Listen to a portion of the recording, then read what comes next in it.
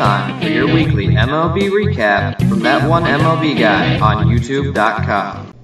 Hi guys, it's that one MLB guy again. This is episode 7 of MLB Recap, and let's get right into it. Alright, first topic today is the Pittsburgh Pirates. Now, the amazing thing about the Pittsburgh Pirates is they're kind of fighting for first right now in the Central. They're a half a game behind the Milwaukee Brewers. And now wanting to know if the Pittsburgh Pirates can even continue on with this is kind of, one of those things. Well, look at how the Indians started off, and now they're battling for the first in the Central against Detroit. And a lot of people think that, originally the NL Central was Milwaukee's division to lose. And Pittsburgh has obviously shown that they have life, which is actually quite amazing, because since 1992, Pittsburgh has had a losing season each year.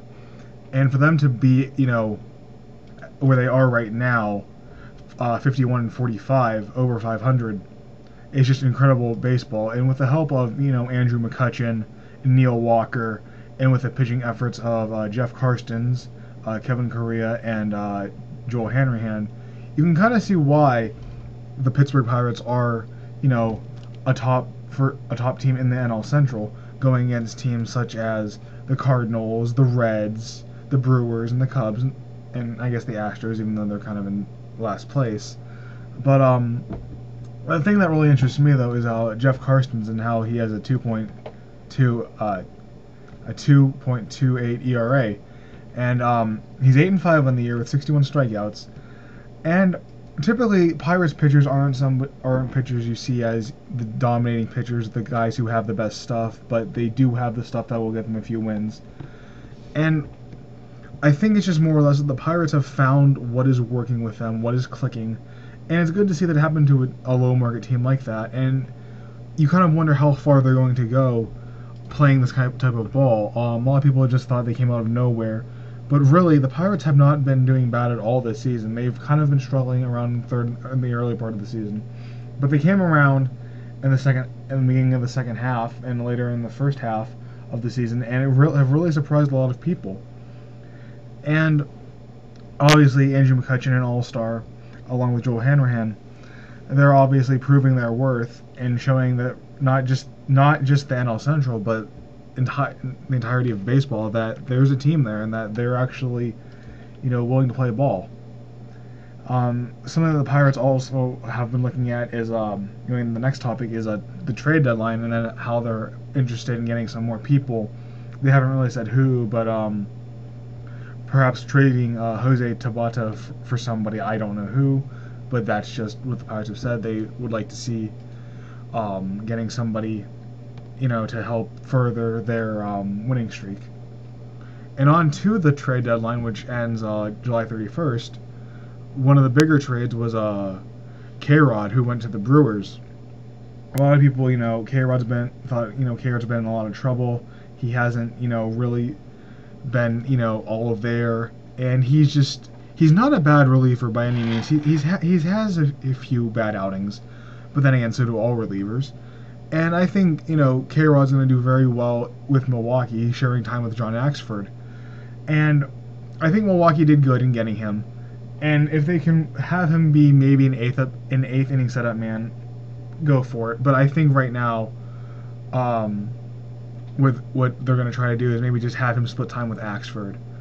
Another trade is, which just happened a few days ago, was Jeff Keppinger from the Houston Astros went to the San Francisco Giants, and I can personally say I did not really see this one coming. I thought, Houston's trying to hold on to what they have, with Hunter Pence and with the former Jeff Keppinger, and I didn't really see them getting rid of him. But then again, small market team, can they afford him?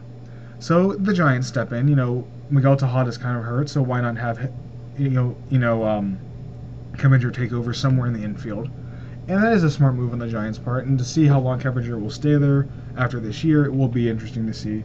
But I think Keppinger will fit nicely in San Francisco. Last topic is the Yankees' Eduardo Nunez. Now, when Jeter was out, Eduardo Nunez took over at shortstop. His glove, they said, wasn't the best, but he had a very good batting average. Now that A-Rod is out, for the next few weeks. Eduardo Nunez is taking over at third. And Eduardo Nunez is kind of the guy that they thought will be the utility player once Jeter obviously can't play shortstop anymore or doesn't have the mobility. And a lot of people thought that might have gone to Ramiro Pena. But I think that in the long run, Eduardo Nunez will be a very valuable role to the Yankees, whether he plays third base or shortstop. And there were also rumors of the Yankees trying to trade for the Rockies' Ubaldo Jimenez. Now, whether or not the Rockies will actually trade for him, I don't know, because the Rockies wanted some big name prospects from the Yankees like Jesus Montero and Ivan Nova. But I think Eduardo Nunez is a very valuable asset to the Yankees. His defensive skills will obviously improve, but his bat contributes a lot to that lineup. And that's something the Yankees struggle with sometimes, is their offense, because they only usually get a lot of their runs via the home run. And if they have that guy who can keep getting those singles and doubles and scoring runs, leaving guys on base, I think, guys like Eduardo Nunez will step up the game a little bit in New York, because pitching can only go so far because you need your hitting. And I think Eduardo Nunez's role in the long run is going to be significant, and I think it's something the Yankees should consider keeping. He's from the farm league. He's obviously going to produce well.